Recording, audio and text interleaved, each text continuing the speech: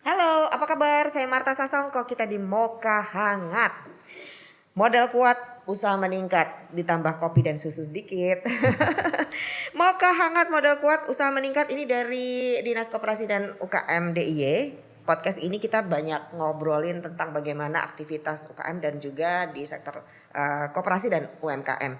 Nah, hari ini kita bicara tentang bagaimana untuk usaha koperasi ternyata ada kewajiban perpajakan. Waktu baca ini juga, ada pajaknya itu koperasi. Dan ternyata narasumber saya juga begitu, ekspresinya sama. Kita ngomongin ini dengan 3 narasumber saya. Yang pertama adalah salah satu anggota dewan yang cantik ya. Beliau adalah Dr. Gigi Haja Hanum Salsabila MBA, anggota Komisi B DPRD DIY. Mbak Hanum, apa kabar? Baik, alhamdulillah sehat Mbak Marta, ketemu lagi. Ketemu lagi, walaupun sibuk banget hari ini agendanya padat merayap, tapi masih menyempatkan. Terima kasih banyak. Iya dong, untuk UMKM DIY harus semangat. Oke, terima kasih. Tapi kan ekspresi kita sama waktu lihat judulnya. Iya. Kok ada pajak ya buat koperasi, kasihan gitu ya. Nah, nanti kita tanya sama yang memungut pajak. Oh iya betul, makanya kita nanti pertanyaannya sama. Oh ada tau, terus gimana tuh kan gitu ya. Oke Mbak Hanum, terima kasih banyak hari ini bersedia ngobrol bareng dengan kita. Nanti kita samakan persepsi untuk bagaimana para pelaku usaha koperasi ini dan kewajiban pajaknya. Nah untuk hari ini juga hadir dari Dinas Koperasi tentu saja karena yang punya gawe gitu ya, Pak Agus Mulyono SPMT, Kabid Pembiayaan. Pak Agus? Siap. Selamat pagi. Assalamualaikum warahmatullahi wabarakatuh. Waalaikumsalam warahmatullahi wabarakatuh. Pak, kita minum dulu Pak, boleh Pak? Iya. Biar lebih seger gitu loh. Mocha hangat. Mocha hangat kan? Tapi ini udah agak dingin ini soalnya nggak hangat lagi nih, perlu diangetin. Nah biar hangat makanya kita juga hadirin Ibu Yuanita Kusumastuti SEMM, Kepala Seksi Pelayanan dari KPP Pratama Yogyakarta. Bu Yuanita. Ya, selamat pagi Mbak Marta. Iya. Sehat Mbak Marta? Sehat. Sehat dan bahagia. Alhamdulillah. Betul. Ya, semuanya sehat bahagia. Walaupun kalau ketemu sama Bu Yuanita ini barangkali biasanya tuh para wajib pajak itu nggak happy gitu loh. Mudah-mudahan nggak takut aja. Harusnya happy ya, karena dari awalnya, kita untuk kita. Betul, awalnya takut dulu Iya. Pak, ya kan. Tapi sekarang itu tetap aja nggak happy gitu loh kalau urusannya ke kantor pajak gitu loh. Nah itu yang nanti kita bikin happy, makanya dengan kalau kita tahu kita bisa happy gitu ya. Iya. Kalau gitu mulai dari Bu Yuanita dulu karena pertanyaannya Mbak Hanum sama dengan saya. Oh ternyata di koperasi itu juga kena pajak toh Bu? Bener Bu? Iya, memang begitu ya. Jadi sebenarnya memang nggak hanya koperasi aja ya. Jadi setiap kegiatan usaha atau apapun yang menghasilkan ada penghasilan itu memang diminta untuk ada pembayaran pajaknya kan itu ya, sesuai dengan ketentuannya berlaku gitu. Artinya apakah baru berlaku sekarang atau dari kemarin sudah dilakukan tapi tidak dibayarkan atau bagaimana? Oh ya, sudah lama sebenarnya ketentuan itu sudah ada sejak lalu ya.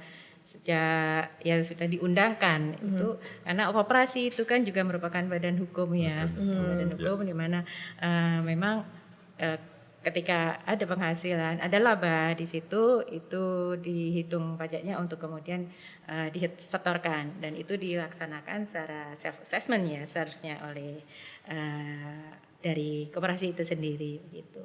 Oke, baik. Pak Agus, karena koperasi ini memang kalau saya baca dari Undang-Undang Nomor 25 Tahun 92 itu adalah koperasi juga adalah badan usaha. Iya. Ya, walaupun di situ yang titik pentingnya adalah beranggotakan orang-orang gitu ya, orang seorang gitu. Nah, kalau dari Dinas Koperasi sendiri apakah juga koperasi ini ada golongan-golongannya kan Pak? Iya.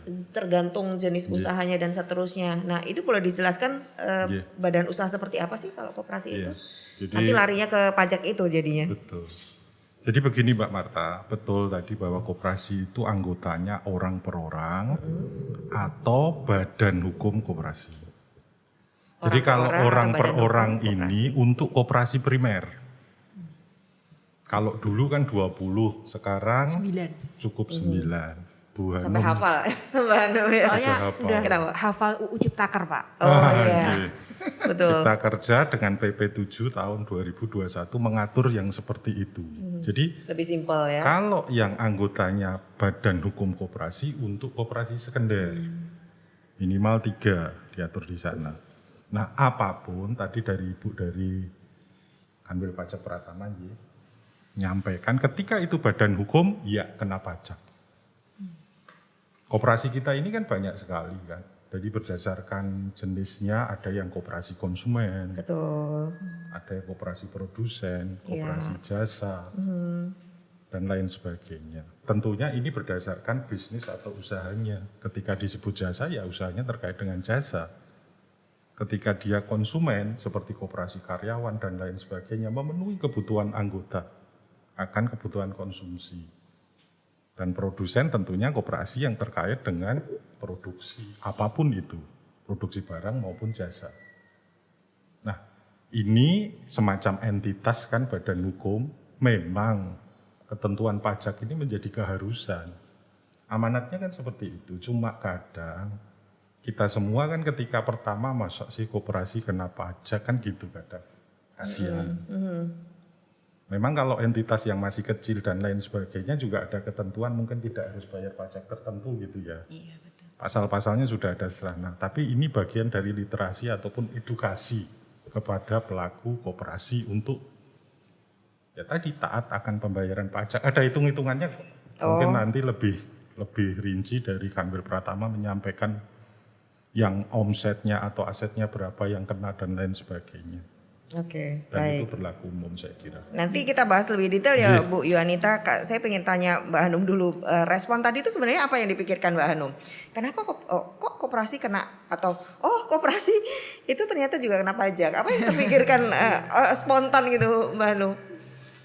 Tadi waktu datang lihat tornya ya tentang wajib pajak bagi koperasi itu, dan kemudian narasumbernya Pak Agus dari Dinkop, kemudian Bu Yuanita dari pajak ya, dari KPP Pratama. Itu saya sedang melihat seperti dua kubu yang seharusnya punya dua kubu yang dengan kepentingan berbeda ya. Tapi bukan gontok-gontok. Bukan gontok-gontokan dalam rangka yang baik tentu. Tapi maksud saya begini, persepsinya kan kalau dari KPP ini kan kepanjangan tangan dari Kementerian Keuangan yang memang kewajibannya adalah memungut pajak bagi setiap warga negara, baik itu individu maupun usaha, badan usaha. Sementara saya tahu apresiatif sekali dengan Dinkop.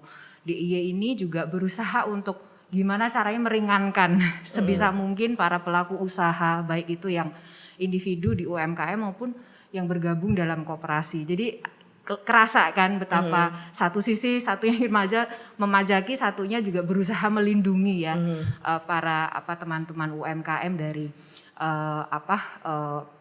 kalau bisa mendapatkan insentif pajak juga. Jadi saya rasa harus ada titik temu di sini karena kita melihat ini tadi kita sedang melakukan satu literasi edukasi kepada para wajib pajak, dalam hal ini juga koperasi maupun anggota koperasi ya, biasanya juga pelaku UMKM kan secara individu ini, bahwa ya setiap orang di negara ini ya mereka adalah wajib pajak, objek pajak gitu. Jadi ini kan kita dalam konteks itu. Tapi dalam konteks saya sebagai teman-teman saya sebagai wakil ya masyarakat yang juga saya membidangi tentang perkoperasian, juga tentang UMKM. Di belakang saya banyak sekali lah teman-teman yang kami bina di UMKM, itu memang berharap memang harus ada insentif terhadap perpajakan. Karena ini kan koperasi, bukan korporasi. Iya, betul. Jadi ya, dan saya rasa sudah dilakukan sebetulnya ya.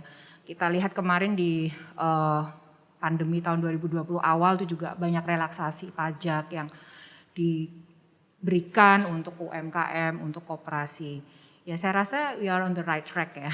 Oke, baik.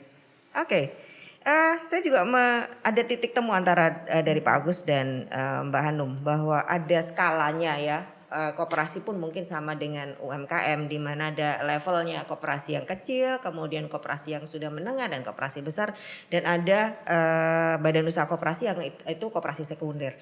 Nah, apakah juga dibedakan ini untuk pajaknya, Bu Yuanita? Jadi koperasi yang kecil, kemudian yang menengah, yang besar gitu. Apakah ada betul sekali apa yang disampaikan juga oleh Bapak ya dan Bu Hanum, bahwa setiap kegiatan usaha dalam ini koperasi ya bisa bermacam-macam ini omsetnya yang dihasilkan oleh koperasi tersebut ya. Jadi kalau di ketentuan perpajakan itu untuk koperasi dalam hal ini badan usaha atau orang pribadi ya yang mempunyai penghasilan di bawah 4,8 miliar dalam 1 tahun itu masuk ke yang UMKM yang dalam hal ini PP 23 itu untuk yang normal kan 0,5% ya dari omset. Terkait dengan yang Mbak Hanum tadi sampaikan bahwa ada insentif dan karena terkait ini ada pandemi COVID ini ya Mbak ini.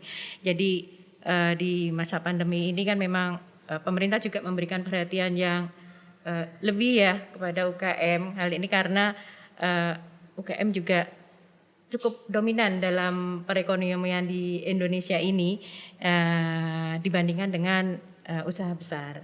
Jadi ya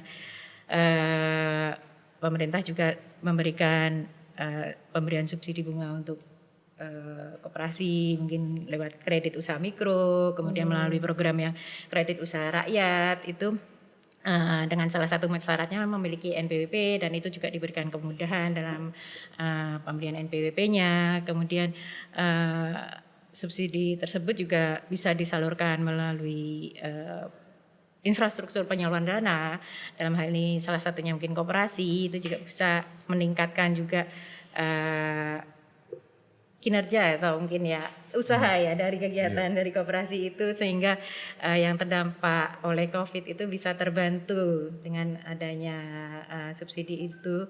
Kemudian juga ada insentif pajaknya terkait dengan hal tersebut itu nanti ada ketentuannya tersendiri. Termasuk ada relaksasi seperti juga yang dilakukan untuk UMKM seperti yang tadi Mbak Hanum sampaikan juga. Iya, itu ada insentif Mbak istilahnya kalau di perpajakan ya insentif itu untuk yang UMKM itu bisa mendapatkan atau berhak untuk mengikuti itu dengan menyampaikan laporan. Bentuknya apa Bu kalau boleh tahu kemarin yang relaksasi itu lebih ke kalau ke kredit ya? Ya, pinjaman. Kalau di pajak itu memang insentif ya Mbak ya, Mbak ini istilahnya insentif pajak lah untuk koperasi. Penundaan bayar atau? Jadi itu bukan penundaan bayar, tapi DTP ditanggung pemerintah. Oke, malah free ya? Ditanggung pemerintah. Free, ditanggung berarti pemerintah. Kemudian tidak perlu membayarkan pajak pada periode tertentu. Betul. Jadi tiap masa kan memang ada kewajiban untuk menghitung dan menyampaikan laporan ya Mbak ya untuk setiap wajib pajak termasuk juga koperasi. Nah ini teman-teman wajib pajak dari koperasi ini juga mempunyai hak untuk mengikuti insentif ini. Jadi dengan menghitung kemudian melaporkan bahwa akan mengikuti insentif ini nanti istilahnya memang free dari pajaknya untuk kemudian ditanggung oleh pemerintah pajaknya. Kira-kira sudah pada tahu belum sih Pak Agus? Sudah sih. Jadi secara keragaan cukup banyak juga. Cuma kadang confuse-nya itu antara pelaku UMKM dengan kelembagaan koperasi. Kalau pelaku UMKM sekali lagi saya sampaikan itu merdeka kan. Mereka membawa dirinya sendiri. Betul. Pelaku UMKM. Memang ada yang sudah membentuk lembaga bersama-sama beberapa orang kelompok membentuk usaha itu ya. Tapi kalau koperasi ini kan kumpulan anggota tadi kan. Iya. Secara kelembagaan memang ada insentif yang diberikan. Kalau UMKM cukup banyak. Keragaannya di DIY sudah cukup banyak yang mendapatkan insentif pajak ini. Kami selalu berkoordinasi dengan kantor pajak. Juga itu cukup besar bahkan mungkin sampai dengan tahun ini awal masih dibuka ya. Insentif pajaknya sampai masa Desember ini sampai nanti Desember sampai akhir tahun berarti ya. Sampai akhir tahun masih dibuka. Jadi memang itu harus declare. Iya. Jadi pelaku UMKM maupun koperasi yang omsetnya masih di bawah 4,8 harus declare, menyampaikan, melaporkan dan meminta. Kan gitu kan. Itu kan bahasa declare. Kadang pelaku UMKM-nya ketakutan. Iya. Mau declare ini ketakutan. Tapi kita ya bagian dari literasi lah, edukasi kita juga lah kepada pelaku UMKM, silahkan kalau mau memanfaatkan, dan itu cukup besar nilainya di daerah istimewa, jumlahnya di daerah istimewa Yogyakarta terkait dengan yang memanfaatkan insentif. Jadi memang ini porsi sendiri dari pajak di luar restrukturisasi dan relaksasi khusus untuk UMKM yang meminjam ataupun punya kredit perbankan. Kalau itu ya, bagian ini di sisi lain perpajakan juga memberikan insentif. Kalau melihat waktunya Pak, ini kan Desember 21 ya, itu nanti batas waktunya. Padahal kita belum tahu nih 2022 itu apakah kita sudah bisa naik atau belum gitu ya. Nah, itu sebenarnya dari sejak awal 2020 sudah masif.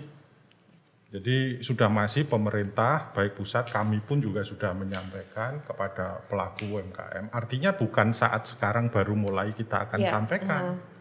Tapi artinya ini masih butuh insentif lagi nggak tahun depan? Nah, itu biasanya pemerintah melakukan evaluasi seperti yang PEN. Program Pemulihan Ekonomi Nasional. Kemarin kan juga gitu, semula hanya 2020, diperpanjang di 2021, diperpanjang lagi sampai akhir tahun. Sama saya yakin mungkin kasusnya dengan perpajakan ini, kemungkinan dari hasil evaluasi sejauh mana nanti progresnya. Kalau memang masih dibutuhkan, diperlukan, bisa jadi nanti diperpanjang. Melihat evaluasi saya pikir. Nah berarti saya ke Mbak Hanum nih, kalau dari Dewan sendiri apakah juga dari kemarin kita juga banyak ngobrol soal ini sudah akhir tahun tapi kondisi kita juga masih up and down, kita belum tahu stabilnya kapan, itu kita juga belum tahu. Nah kalau dari Dewan sendiri, apalagi khususnya Komisi B ini kan memang ke UMKM dan koperasi, kira-kira apakah ini juga akan masih diperpanjang untuk refocusing anggarannya kepada pertumbuhan ekonomi ini, apakah juga akan menjadi ditambahkan dan seterusnya? Jadi kalau tadi kita bicara tentang insentif pajak ya, karena pandemi yang kita tidak tahu kapan akan berakhir ya. Dan ini tadi Pak Agus juga menyatakan akan terus dievaluasi karena insentif pajak ini kan program nasional, jadi bukan program daerah. Jadi artinya saya nggak tahu nih DTP ditanggung pemerintah, ditanggung APBD apa APBN Bu? Nasional ya. iya. Nah, jadi tentu akan ada evaluasinya nanti dari kita tentu tidak berharap bahwa akan ada pandemi sehingga ada terus relaksasi pajak atau insentif pajak, tetapi memang di masa transisi sekarang seperti kita melihat nih di Malioboro juga semakin bergeliat ya perekonomian, artinya UMKM juga sudah semakin bangkit. Saya kemarin juga lihat di mana itu Sunday Morning ya, yang tadinya di UGM itu sekarang kan pindah semua di Maguwoharjo. Nah itu luar biasa. Jadi 2 minggu 3 minggu terakhir ini udah pepet-pepetan, udah nggak bisa tuh motor mobil udah setiap hari Minggu. Artinya ada semacam kabar baik ya, angin segar. Di satu sisi ya kabar baik ya. Tapi di sisi mudah-mudahan hati-hati gitu. Di satu sisi juga kita deg-degan kalau terjadi nanti meleduk lagi ya. Tapi kalau kita bicara mengenai pandemi ini, kita berharap ini masih ada keringanan atau insentif pajak mungkin diperpanjang karena yang namanya orang sakit kan butuh transisi ya, butuh recovery ya. Pemulihan itu. Ya kalau saya sebagai ini berharapnya terus dan diawasi tentunya gitu. Kan misalnya dari pajak ini kan ada misalnya dibayarkan setelah 6 bulan atau mungkin setelah 3 bulan, itu kan ada ya nanti detailnya seperti apa. Nah ini harus juga evaluasi satu persatu dari para pelaku UMKM maupun koperasinya itu. Yang malah saya garis bawahi tadi terkait dengan declare tadi ya. Jadi memang itu self assessment kemudian mendeklarasikan ya. Terutama kalau yang UMKM memang luar biasa. Sudah banyak yang mudeng dan paham cara seperti itu. Tapi kalau memang koperasi ini memang masih perlu disosialisasikan dan bahwa mereka mendapat insentif pajak ini kan makanya itu Dinkop itu kan Dinas UMKM harus selalu bersama dengan UMKM koperasi. Karena memang dua-duanya itu merupakan entitas yang kalau satunya mendapatkan keringanan, insentif, fasilitasi, yang satu juga cuma bedanya ini individu, ini dalam bentuk kelompok. Gitu. Nah ini yang kami berharap. Lalu kalau kita bicara di level mungkin APBD ya, harapannya tentu kalau bisa kebijakan pemerintah DIY ini ya ada program-program yang tujuannya juga ke sana gitu. Jadi program-program apa relaksasi atau kalau bisa ya ada pajak-pajak apa yang dibantu lah. Mungkin kita sudah punya data kan, data koperasi mana yang aktif dan di kelas mana nih, kelas menengah, kelas bawah, kelas yang kira-kira omsetnya kurang dari 4,8 miliar itu. Nanti andai kata APBN sudah tidak mungkin mengcover, mungkin APBD yang mengcover ya kira-kira seperti itu. Oke, baik. Saya ke Bu Yuanita kalau begitu. Strateginya sendiri apa sih? Ini melanjutkan dari Mbak Hanum tadi bahwa perlu sosialisasi kepada para pelaku koperasi. Bagaimana untuk sosialisasi, memberi informasi ini, mungkin juga mendampingi mereka ketika mereka belum ngeh atau yang sudah tapi masih ada kendala ya tadi Pak Agus sampaikan. Apa upayanya dari KPP Pratama sendiri sih? Iya, betul. Jadi memang dari KPP Pratama Yogyakarta memang sudah siap ya Bapak Ibu untuk mendampingi para pelaku usaha dari UKM maupun dari koperasi itu untuk memberikan pendampingan atau ya bimbingan ya dalam hal mengenai pelaksanaan perpajakannya, baik itu yang secara rutin ataupun mungkin jika menghendaki panduan untuk mengikuti insentif ini mungkin bisa mengundang dari KPP Pratama Yogyakarta atau memang karena KPP Pratama Yogyakarta juga ada jadwal untuk melakukan sosialisasi kepada koperasi demikian Bu. Jadi kalaupun misalnya ada dari pihak koperasi tersendiri atau mungkin kami nanti bisa bekerja sama dengan dinas koperasi dalam hal ini untuk mengadakan lagi mungkin sosialisasi ya Pak supaya teman-teman koperasi ini bisa memanfaatkan insentif ini. Kita bisa melaksanakan mungkin secara daring mungkin atau mungkin melalui luring tapi dengan memang masih terbatas mungkin ya untuk menjaga kesehatan teman-teman wajib pajak juga. Mungkin seperti itu. Saya pernah mengikuti satu forum sosialisasi gitu dari kantor pajak juga. Biasanya kalau forum yang besar gitu memang kurang efektif ya untuk mereka bisa menyampaikan karena di forum gitu ya. Padahal mereka tuh membutuhkan solusi masing-masing berbeda-beda gitu. Nah, apakah ada upaya tadi one on one atau kemudian ada memang AE-nya yang khusus untuk mendampingi sekian koperasi dari data supaya lebih efektif untuk mereka memang action-nya ada gitu. Bisa. Ya. Bisa seperti itu juga Mbak. Dari misalnya kalau teman-teman koperasi itu ingin lebih intens untuk mengetahui detail dari apa kewajiban dari masing-masing koperasi itu bisa kemudian dengan tim penyuluh kami ada petugas fungsional penyuluh Mbak. Jadi bisa kontak ke KPP Pratama Jogja atau mungkin dengan mengambil antrian melalui kunjung pajak untuk masuk ke kantor kami untuk konsultasi melalui helpdesk itu juga bisa. Jadi bisa lebih intens atau mungkin janjian dengan akun representatifnya untuk mengetahui lebih detail kewajiban perpajakannya itu juga bisa seperti itu agar lebih benar paham betul ya apa yang jadi kewajibannya teman-teman koperasi ini dari masing-masing karena kalau di forum mungkin terlalu banyak juga terlalu luas mungkin yang dibicarakan nggak bisa detail karena itu mungkin ya masing-masing kan punya persoalannya masing-masing ya detailnya. Pengennya curcol nanti Bu. Iya nggak apa-apa bisa aja sih Mbak untuk kontak kantor pelayanan pajak atau melalui dengan masuk antrian kunjung pajak itu secara online untuk atau janjian dulu dengan akun representatifnya juga bisa. Masih dibatasi nggak sih Bu sekarang layanan kalau nggak salah kan kemarin sempat dibatasin. Iya untuk layanan tatap muka memang masih dibatasi karena juga untuk menjaga kesehatan masyarakat juga ya. Nah selain itu bisa by WA mungkin atau mungkin melalui kering pajak 1.500-200 itu juga bisa atau live chat juga yang di www.pajak.go.id itu bisa.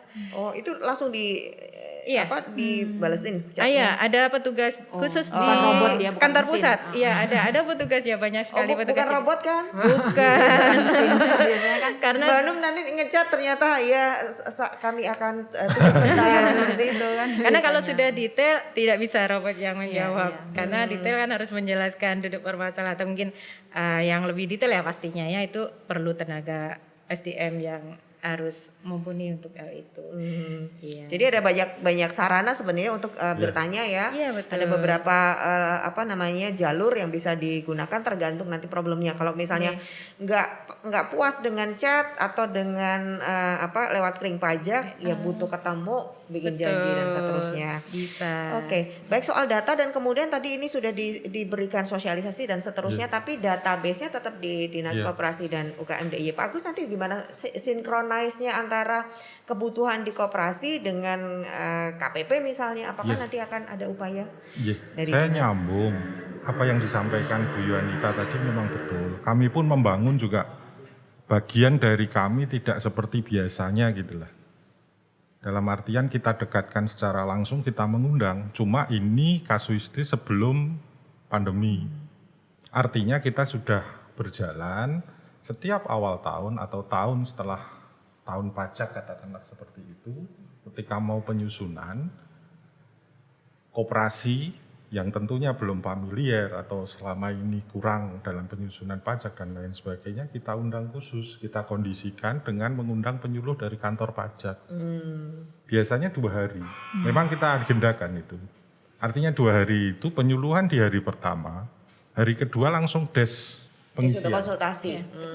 Jadi des pengisian sudah langsung didampingi dari KPP Pratama. Jadi hari kedua itu sudah bisa ngesep Langsung hasil lapor. Iya. laporan pajaknya. Jadi nggak PR gitu. Kalau PR nanti masuk lebih gimana ya lebih tadi ini ya, lagi gitu ya. kita tahu kan namanya kesibukan dan lain sebagainya, pulang mungkin ditinggal berhari-hari. Iya, benar. Jadi itu sebenarnya sudah berjalan, artinya rutin kita lakukan memang sebelum pandemi sih segala sesuatunya. Ketika pandemi kemarin kita masih ragu juga, istilah orang Jawa mungkin ingah-ingih mau memulai Izin, Pak, saya. secara langsung masih kondisinya seperti itu. Iya. Tapi itu sebenarnya berjalan, kita berjalan dengan KPP Pratama, kita undang di setiap momen, tidak hanya, artinya kepentingannya memang di kami bidang pembiayaan. Ketika akses pembiayaan, ketika pajak, ketika apapun literasi keuangan dengan OJK, dengan Bank Indonesia dan lain sebagainya, kita desain seperti itu.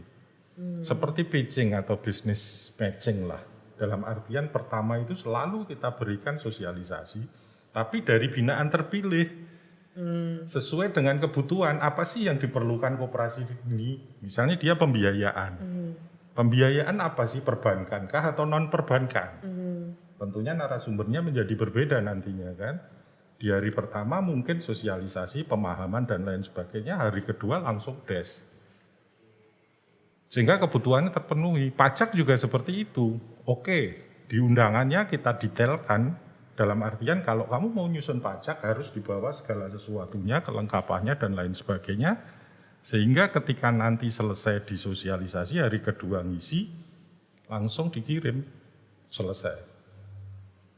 Dan komitmen tadi memang kantor pajak kaitannya dengan apakah itu SMS, apakah telepon atau apa, memang ya kita coba juga di situ. Dalam artian bukan robot dan lain sebagainya, detail dan lain sebagainya memang betul kan. Memang itu tuntutan sekarang. Iya, digitalisasi. Digitalisasi dalam artian ketika itu tidak terbukti, media sosial ini sedemikian ampuhnya, baru masalah sedikit saja mencuatkan. Ternyata ini hanya robot, gini-gini. Protesnya Itu langsung terjadi. kemana-mana ya, viral gitu ya. Artinya ini bagian dari kontrol sebenarnya, Iya. apa betul atau tidak.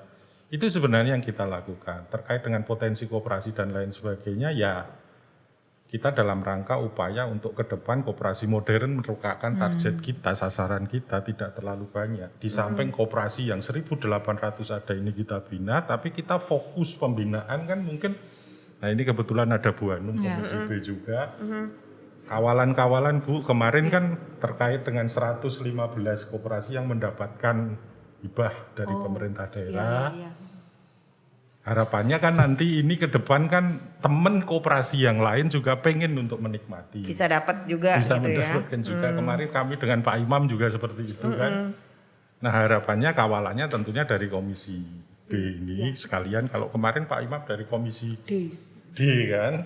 Mungkin panjang jalurnya gitu Bu Hanum. Nah ini nanti harapannya yang 115 Di sisi kami pun yang 115 kan kita berupaya untuk mereka berhasil kan. Ibaratnya jadi kayak pilot Iya, project pilot gitu project. ya. Dari 1.800 kita ambil 115, 116 lah. Mudah-mudahan ini berhasil. Nah yang berhasil ini mudah-mudahan nanti bisa memberikan apa ya, best practice. Katakanlah seperti itu sehingga dari sisi penganggaran, koperasi yang lain bisa mendapatkan. Ini dari sisi pembiayaan. Jadi mereka bisa menjadi tempat belajarnya Ya. koperasi yang lain benchmarking. Iya, iya. Mbak Anum kalau dilihat dari apa yang disampaikan Pak Agus, koperasi kita itu seperti apa kondisinya, kemudian sudah mulai dipilah-pilah Iya. ya, koperasi yang kurang sehat kemarin juga sudah mulai Mulai dipotong. dipotong-potong Makasih, ya, ya. sampai kemudian nemu 1.800 ini berarti yang cukup sehat untuk bisa survive melanjutkan gitu ya iya, Pak. iya. Kemudian 115-nya diberikan Stimulus awal stimulus dari lah. Pemda lah. Iya, iya. Tapi itu Ini dana hibah ya 100%. iya Pak, hibah dari pemerintah daerah mereka berputar di koperasi antar anggota. Itu kalau boleh tahu berapa sih Pak dana hibahnya per koperasi? Tergantung. Artinya tergantung. memang tergantung koperasinya itu anggotanya berapa. Kalau yang kecil paling dapatnya 25 juta sehingga semacam seberaan saja. Per anggota cuma dapat 1 juta, 1 juta. Ada yang dapat 100 juta, ada yang sampai 250 juta tergantung jumlah anggotanya. Tergantung sebuah angkatan. Dan Dan itu jenis usahanya. jenis mungkin. usahanya Iya, dan juga? jenis usahanya Oh, iya. oke. Dalam artian jenis usahanya kepada anggota yang mempunyai usaha, tidak untuk konsumtif. Ya, betul. Jadi nanti berputar 4 bulan, tapi grace periodnya 2 bulan. Oh. Jadi di bulan ketiga baru mengembalikan. Oh. Dengan kecil sekali 3%. Itu pun dikelola koperasi. Koperasi tidak mengembalikan ke Pemda. Jadi Pemda ke koperasi itu free betul-betul hibah. Betul hibah. Iya, Kemudian Iya. yang 3% tadi kembali Kepada ke siapa? koperasi. Iya, jadi dikelola Koperasi secara kembali. lembaga Oh, diputar iya. lagi. Biar mereka terus berdaya Iya. kan, Mbak, gitu. Ya, Tanggapannya ini Mbak bagus Hanum, itu. ini kan Iya. membangun koperasi yang ibaratnya kan kemarin masih sebelah mata dan ini sudah mulai difokuskan dan seterusnya ada program bagaimana menumbuhkan koperasi ini menjadi koperasi Iya. modern dan seterusnya. Jadi Apa memang komentarnya? Mbak Marta tadi itu mengatakan sesuatu yang menjadi momok ya. Jadi kalau kita dengar koperasi itu kan sudah jadi apa ya, mungkin maknanya udah agak peyoratif gitu. Iya. Jadi koperasi ini jadul banget, old fashion banget ya. Jadi kalau kita dengar koperasi misalnya Bina Makmur, apa koperasi simpan pinjam tani apa gitu Iya, ya. apalagi KUD gitu ya. KUD, koperasi di desa itu. Makanya tadi saya setuju dengan Pak Agus itu perlu ada modernisasi koperasi sehingga kalau perlu nggak usah pakai nama koperasi deh, nama aja langsung apa gitu. Tapi pakai bahasa Inggris. badan usahanya memang koperasi gitu ya. Milenial lah. Itu salah satu juga yang membuat kadang kita sulit maju ya.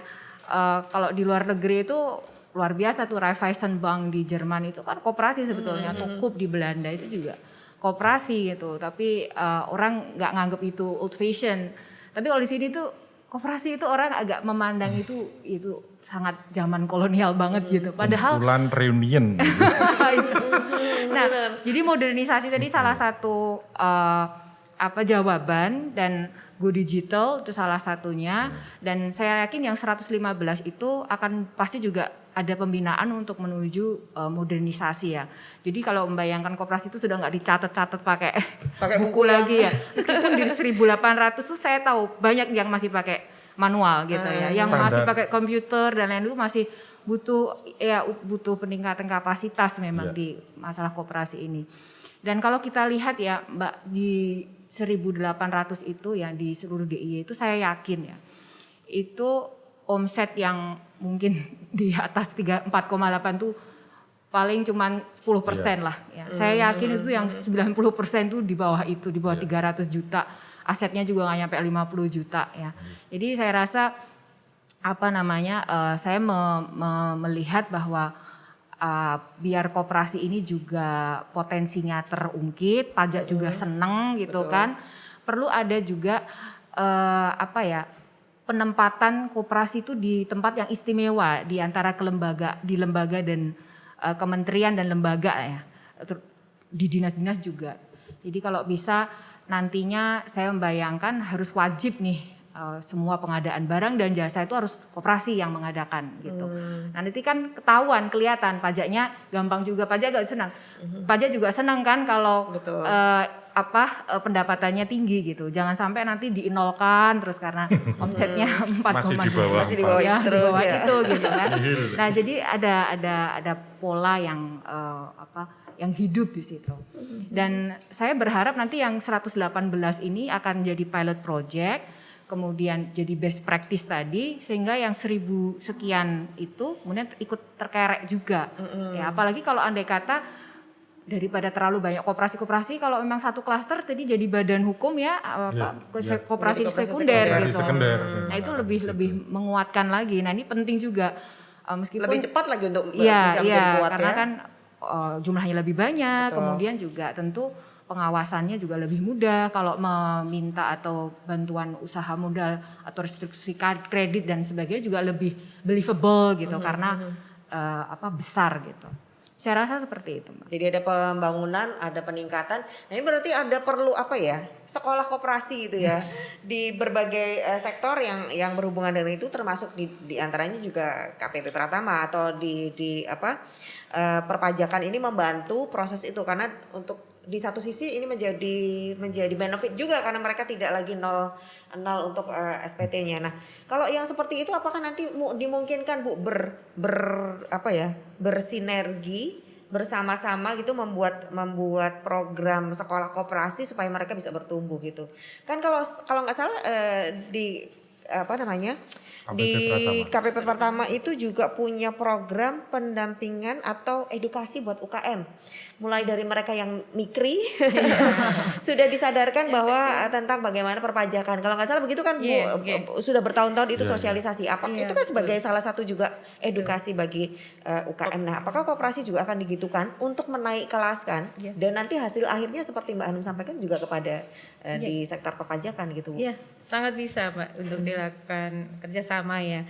Apabila nanti sudah ada pembentukan baru atau mungkin dari sekarang akan kita mulai akan kita buat kelas pajak mungkin secara rutin untuk teman-teman koperasi. Kemudian apabila nanti ada peningkatan juga akan kita sambung terus dengan rutin ya. Misalnya saat ini mungkin dengan insentif, mungkin materinya, kemudian ke depan mungkin SPT masa, kemudian mungkin tahun berikutnya mungkin SPT tahunan. Nah, itu supaya teman-teman koperasi juga terbantu dan teredukasi juga dalam pelaksanaan perpajakannya. Nanti mungkin berikutnya gimana update mungkin pembayaran pajaknya gitu. Mungkin bisa kita lakukan bersama-sama dengan dinas koperasi atau mungkin dengan dinas yang lainnya juga bisa. Sangat dimungkinkan ya Bu. Bu, sangat SPT dimungkinkan. tahunan itu batas waktunya kapan Bu? Untuk badan hukum April. Bulan April. Nah, akhir berarti nanti April. kelasnya Bu itu sekitar bulan Maret aja Bu. Oh iya. Soalnya orang kita itu kan kalau belum mepet itu belum dikerjain gitu kan. Memang biasanya di awal tahun. Karena kalau koperasi kan mengenal RAT. Iya, RAT-nya di akhir tahun, atau terus awal. nanti selesai bayar pajak dia kan. Betul, di jadi situ. pas banget ya. Biasanya Soalnya kalau seperti di itu. pertengahan gitu ya bulan Juli gitu kan masih jauh Bu gitu. Jadi dikerjainnya besok aja gitu. Nah, kelasnya bulan Maret gitu kan jadi langsung dikerjain, langsung disetor. Enggak bercanda aja Bu. Tapi emang gitu soalnya. Bercanda yang pas. Meskipun lebih cepat lebih baik ya Pak. Iya, nggak ada Bu, tetap aja Bu. Ya kan akhirnya nanti di akhir SPT itu kan saya tahu banget teman-teman di pajak itu kan juga lembur-lembur gitu kan. Iya, Karena betul. setornya pokoknya udah Udah mepet mepet banget. banget, iya, Kalau jam 24 ya jam 23.55 gitu ya. Oke, tapi ini bagian dari edukasi lah. Kalau dari sisi Bu, strategi tadi digitalisasi selain menggunakan WA dan seterusnya, apakah juga menggunakan pendekatan dengan teknologi untuk bagaimana mengedukasi atau mensosialisasikan dari KPP Pratama sendiri Bu? Oh iya, kalau untuk mensosialisasikan memang dari Ada web, sosial web, media gitu kan web, sosial media yang kita memang secara rutin kita tampilkan atau kita unggah ya Mbak ya. Jadi ketika ada update-update info terkait dengan perpajakan itu pasti kita unggah ke media sosial dan juga web pajak Go ID yang ada di pada kami.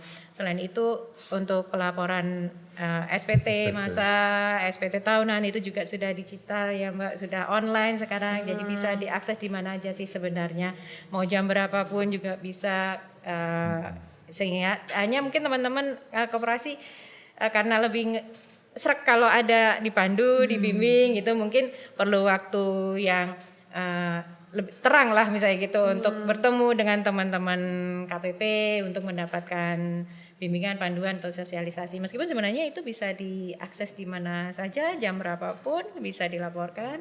Begitu juga untuk pembayaran pajaknya. Jadi bisa menggunakan secara online membuat kode billingnya, kemudian nanti dibayarkan juga tidak hanya di kantor pos atau bank persepsi, itu bisa juga sekarang melalui dengan Indomaret itu bisa, atau dengan aplikasi marketplace itu dibuka apa atau Tokopedia itu juga bisa. Untuk pembayarannya ya. Iya, untuk pembayaran pajaknya. Jadi bisa kapanpun, dimanapun wajib pajak itu ada waktu bisa dilaksanakan seperti itu. Saya cuma membayangkan tadi Mbak Hanum juga menyampaikan koperasi kok kedengerannya jadul gitu, dan pada kenyataannya memang pengurus koperasinya ini masih banyak yang sepuh-sepuh gitu ya. Sepuh-sepuh. Sudah dikasih teknologi tapi ternyata nggak bisa diakses gitu ya. Atau nggak Harus ada tahu anak ternyata. mudanya di situ. Harus ada anak mudanya, atau kemudian tetap ada pendampingan dan kemudian ada asisten yang nanti bisa menggunakan teknologi itu untuk memudahkan gitu ya Bu ya. Ya, bisa juga kita ketika ada kesulitan dari anggota koperasi yang sudah sepuh-sepuh itu, kita bisa adakan pendampingan. Yang penting kita ada permintaan juga dari wajib pajak atau mungkin secara langsung hadir atau by phone juga ya, atau mungkin janjian dulu yang seperti tadi saya sampaikan. Nah, itu bisa kita lakukan pendampingan dari pemahaman mungkin seperti yang Bapak bilang tadi, sudah ada laporan keuangannya, kemudian nanti bagaimana itu nanti untuk mengisikan di SPT masa yang online atau SPT tahunan yang online. Nah, kemudian nanti setelah ada laporan ini hasilnya untuk dilaporkan, bagaimana ini pembayarannya seperti apa, jadi kita bisa memandu jika memang itu diperlukan. Silakan untuk menghubungi KPP Pratama Yogyakarta atau KPP di mana koperasi itu terdaftar NPWP-nya. Kalau kewajiban koperasi sendiri untuk pelaporannya itu apa aja Bu? SPT tahunan, ya, SPT pasti. tahunan ada, SPT masa, PP pasal 25, kalau untuk yang di atas 4,8 miliar, kemudian ada PPh pasal 21 atas karyawannya, ada juga PPN-nya, ya, karena memang badan usaha itu meskipun koperasi tetap harus memungut PPN, seperti itu. PPN berapa Bu? 10% ya? 10% tetap. Kalau yang di bawah 4,8 menggunakan 0,5 ya PPh Final. pasal 4 ayat 2 final. Setengah persen yang Setengah di bawah. persen. Iya. UKM juga kan final. Iya, UMKM juga. Sama dengan UMKM ya. Iya. Pak Agus, gimana supaya mendorong supaya koperasi-koperasi ini kemudian mereka juga nggak soal pajak, mereka juga akan menjadi taat pajak gitu, apa yang akan diprogramkan oleh Dinas Koperasi sendiri Pak? Selain 118 ini juga ada konten itu ya Pak? Selain mereka digelontor dana, apakah juga ada konten mereka dibina untuk salah satunya soal pajak ini? Kembali ke Sibakul. Jadi aplikasi kita Sibakul itu saat ini memang moncernya itu kan free ongkir. Iya. Tapi sebenarnya desain awal itu kan fungsi pembinaan. KUMKM, koperasi dan usaha mikro kecil menengah. Jadi tidak hanya UKM saja, koperasinya juga. Jadi koperasi, database koperasi itu sudah ada semua di Sibakul. Ngeling dengan kurikulum pembinaan. Jadi fungsi pembinaannya kan kita lihat, asesmen awalnya itu kan mereka mendaftar, set assessment mengisi sesuai dengan potensi koperasinya masing-masing. Kita bicara koperasi. Kalau UKM ya sesuai dengan potensi UKM-nya masing-masing. Nah dari situ akan masuk di kelas-kelas pembinaan. Kelas 1 kah, kelas 2, kelas 3 atau kelas unggulan. Ini nyambung dengan kurikulum pembinaan. Termasuk koperasi juga di termasuk koperasi diberlakukan tentunya sama ya? kurikulumnya berbeda dengan UKM. Nah, ketika kita melakukan diklat apapun, kita acuannya di situ. Resources-nya, sumber dayanya ya koperasinya sesuai dengan yang sudah dikelaskan tadi, misalnya pelatihan dasar, manajemen dan lain sebagainya, pembukuan dasar ya kita ambil yang masuk di kelas 1. Kurikulumnya juga sudah ada di sana. Yang sudah expert dan lain sebagainya kita ambil kelas 2, 3 atau yang kelas unggulan. Kemudian kita ada misalnya pameran, tes pasar, apa kita juga ambil di situ. Termasuk juga setiap kali ada kebutuhan-kebutuhan yang diinginkan dari mereka memberikan masukan ke kita, oh kita pengen dengan Kanwil Pratama, kita bicara cashless dengan kris dan lain sebagainya, kita bicara pembiayaan dan lain sebagainya, dan dari situ bagian pembinaan kita yang sudah kita sesuaikan. Garis besarnya tetap kembali ke Database awal itu ya. Sibakul tadi. Jadi baik yang akan kita istilahnya dorong dengan koperasi modern juga berangkatnya dari Sibakul itu. Jadi dari sisi-sisi, kalau di sana ada analisis jaring laba-laba itu dari sisi SDM-nya, pendanaan atau modalnya, pasarnya, kelembagaannya akan ketahuan mana yang lemah, mana yang bagus. Kalau masih merot gitu ya. Ini berarti ada sisi lemah yang itu kasih Sisi perhatian lemahnya di gitu situ. ya. Nah, itu yang kita perbaiki dan lain sebagainya untuk kita dorong. Nah, harapannya tag pertama 25 Bu Hanum. Jadi yang kita dorong untuk koperasi modern di tahun 2022 mulai. Itu dari 115 tadi 25 115 atau beda lagi? itu yang mendapatkan fasilitasi kan. Yang 25 itu bagian dari itu atau berbeda Bagian lagi? dari 1800 kita asesmen awal ketemu 25 yang kita jadikan semacam pilot project lah. Koperasi modernnya. Ya, koperasi modern. Di sana nanti yang kita akan dorong push. Jadi yang 25 tadi tidak selalu termasuk yang 115 belum, yang menjadi tapi pembayar. mungkin Bisa bagian jadi. Ada yang juga menjadi ada di situ juga. juga. Itu ada target waktunya nggak Pak? Oh iya dong, artinya kita mulai 2022 nanti, mungkin awalan-awalan, kesananya mungkin 3 sampai 5 tahun, mudah-mudahan mereka sudah bisa berkembang dan ada replikasi. Koperasi-koperasi yang lain nanti kan, tahapannya kan bisa jadi nanti kan penumbuhan, pengembangan, menjadi mandiri misalnya seperti itu kan, 3 tahun yang kita dorong untuk bisa berkembang. Selama kurun waktu 3 tahun itu 3 sampai 5 tahun. ini ada melekat gitu ya Pak? Baik Iya, pendampingan, jadi kalau secara 1800 itu ya bahwa pemerintah hadir untuk pembinaan semua koperasi. Tapi yang istilahnya role model, pilot project dan lain sebagainya unggulan lah. Yang 25 ini kita dorong.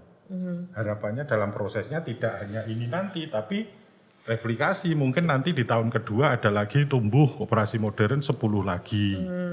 Tahun ketiga nanti tumbuh lagi 15 lagi dan seterusnya seperti itu.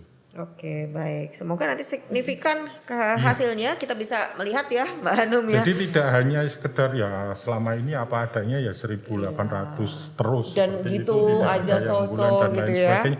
Termasuk penumbuhan yang didorong misalnya koperasi yang satu, istilahnya klaster tadi Bu Hanum sampaikan tadi, misalnya koperasi susu. Kenapa tidak digabungkan di sana menjadi koperasi sekunder? Dan itu sudah terjadi. Koperasi susu di Sleman itu kita dorong ada 3 sampai 4 koperasi masuk menjadi koperasi sekunder. Kan bisa menjadi kayak perusahaan besar gitu jadinya ya. Yang 25 itu tersebar di seluruh kabupaten atau hanya yang di bawah DIY aja yang antar daerah? Sementara provinsi Bu, sementara Provinsi, ya. provinsi. Tapi nanti kan ini pembinaan tidak hanya basicnya provinsi, nanti kabupaten juga kita secara bersama-sama. Dorong untuk Tapi mereka. sementara untuk karena kan itu bagian binaan langsung dari kita kan, Iya, iya. 25 itu yang di tingkat provinsi. Tapi misalnya yang susu itu kan ada juga yang sebenarnya sekunder binaan Kabupaten Sleman, tapi itu kita dorong juga untuk bergabung menjadi koperasi sekunder. Dan ini sudah berjalan. Nah, nanti yang menjadi semacam korporasi misalnya menjadi ini yang besar dan lain sebagainya, kenapa tidak? Oke, Mbak Hanum mungkin akan memberikan ini sebagai closing statement juga bahwa apa yang akan dilakukan dinas ini akan disupport, didorong seperti apa, tapi juga sekaligus pandangan apa, masukan apa untuk koperasi-koperasi di DIY ini, Mbak? Ya jadi kalau kita bicara tadi konteksnya masih tentang perpajakan ya untuk koperasi, memang kita paham bahwa pemerintah kita tax ratio-nya kan emang rendah ya gitu, dan apalagi pandemi seperti ini, dan pemerintah juga punya kewajiban untuk terus melakukan penggalaan pajak ya. Jadi saya sih apresiasi ya bahwa koperasi menjadi salah satu objek pajak atau target ya yang kemudian digalakkan agar juga membayar kewajiban pajak gitu. Tapi juga jangan lupa ini yang gede-gede ya, yang kadang ada perasaan mungkin koperasi atau ini kok kecil dikejar-kejar gitu ya. Sementara yang gede-gede itu pada parkir di luar negeri nggak dikejar-kejar. Nah itu juga harus fair juga gitu. Dan saya malah tadi juga berharap ya, misalnya kalau bisa pajaknya untuk koperasi ya udah yang itu saja, jangan kemudian diperlebar lagi. Jadi kan tadi sudah ada PPh ya untuk koperasi, kemudian PPN 10% gitu. Kalau bisa SHU jangan dipajakin lah. Nah ini kan banyak pertanyaan kan. Kalau dividen dipajakin nggak apa-apa gitu ya. SHU tuh kalau dividen tuh kan korporat ya, artinya pemilik modal. Ini kan anggota gitu. Dan mereka juga udah dipajakin. Hal-hal seperti ini saya ingin mendorong. Atau misalnya transaksi antar anggota dengan koperasi nggak usah dipajakin lah lagi gitu. Jadi kalau bisa sedikit-sedikit, jangan semua pajak-pajak, sementara yang gede-gede malah ada banyak yang loss gitu kabur ya. semua gitu ya. Jadi kalau saya sebagai anggota dewan berharapnya harus ada fairness di situ. Dan saya rasa yang dilakukan oleh Dinkop sudah on the right track ya. Dengan tadi Pak Kabid ya, segi pembiayaan juga sudah menyatakan secara gamblang program-program beliau gitu, dan bersinergi dengan KPP Pratama di DIY ini untuk teman-teman koperasi maupun UMKM untuk terus patuh dan taat membayar pajak, dan di satu sisi lain juga terus meningkatkan pemberdayaan kapasitas mereka, produksi mereka biar lebih naik kelas lagi gitu. Jadi saya sih berharap anggaran APBD nanti banyak-banyak lah untuk membantu pajaknya UMKM dan koperasi. Seperti itu kira-kira. Ditunggu loh Pak, tinggal ditagih. Tunggu ya Pak ya, di pembahasan. Gitu kan. Kalau tidak dari Komisi B. Iya, ini pas banget kan Mitra mitranya, kami, jadi ya oke, baik. Terima kasih banyak Mbak Hanum atas wawasannya, dan itu juga sebagai nafas lega gitu ya. Ada yang berpihak kepada koperasi. Nanti ikut mendorong juga ke Bu Yuanita kalau karena koperasi kan tulang punggung perekonomian. Katanya kan begitu gitu ya. Jangan cuma katanya gitu ya, benar-benar ada supporting. Nah termasuk supportingnya dari Mbak Hanum, Komisi B DPRD. Terima kasih banyak ini sebagai catatan. Semoga nanti mendapat tanggapan positif ya Bu Yuanita dari mewakili, walaupun jajarannya sangat besar, tapi bisa mendapatkan perhatian atas masukan hari ini. Terima kasih. Ya, karena memang untuk yang omset di bawah 4,8 juga sudah menggunakan yang PP 23 ya, Bu Hanum ya, yang 0,5% aja itu 0,5% ya. Yang dengan PP pasal 25 atas SAU ya, itu juga untuk yang besar di atas 4,8. Jadi memang sudah ada pemisahannya juga. Ya, di bawah 4 tidak kena ya SHU ya. Kalau di bawah 4,8, kalau di atas 4 tetap kena. 4,8 4,8001 kena berarti ya. Iya.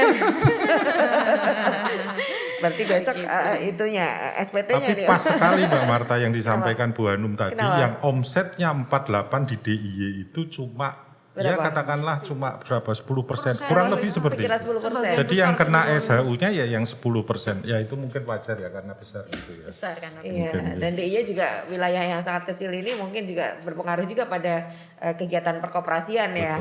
Oke. Terima kasih sekali lagi Bu Yuanita, tentu saja Pak Agus waktunya hari ini, dan Mbak Hanum. Makasih Selamat Mbak Marta, terima kasih melanjutkan Pak tugasnya hari ini. Tapi yang jelas koperasi di DIY nanti semoga akan terus bertumbuh karena keberpihakannya sudah kita mulai sinergikan dari sekarang. Itu dia di Moka Hangat hari ini. Semoga untuk Anda para pegiat koperasi, awareness terhadap pajak mulai hari ini semakin tinggi. Kalau belum tahu, sudah ada desk help-nya di KPP Pratama. Dinas Koperasi juga membuka kesempatannya kelas-kelas untuk kita belajar bareng. Tapi keberpihakan dari Dewan tadi semoga juga membuat Anda semakin bersemangat untuk lebih peduli, untuk lebih untuk pajak ini ya sudah memang seharusnya untuk kita lakukan supaya koperasi kita benar-benar semakin menjadi koperasi yang maju. Terima kasih Anda sudah mengikuti podcast Moka Hangat dari Dinas Koperasi dan UMKM. Koperasi kita makin maju. Saya Marta Sasongko, tetap sehat dan bahagia. untuk kita semuanya.